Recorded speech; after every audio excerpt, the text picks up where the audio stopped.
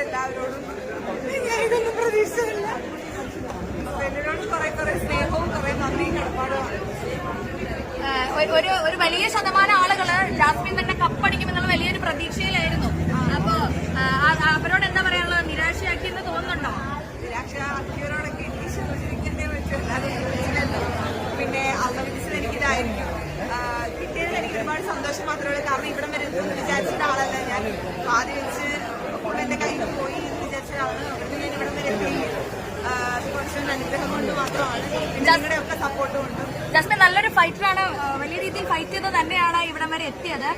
ജിൻഡോ കപ്പടിച്ചതിൽ ജാസ്മിന്റെ റെസ്പോണ്ട് എങ്ങനെയാണ്? എനിക്ക് പ്രത്യേകിച്ച് കുഴപ്പമൊന്നുമില്ല. എനിക്ക് പുള്ളിയോട് സംസാരിച്ചിട്ടുണ്ട്. പല കാര്യങ്ങളും എനിക്ക് യോജിപ്പുറവുണ്ടെന്നല്ലാതെ എനിക്ക് അതൊക്കെ ഗെയിമാണ്.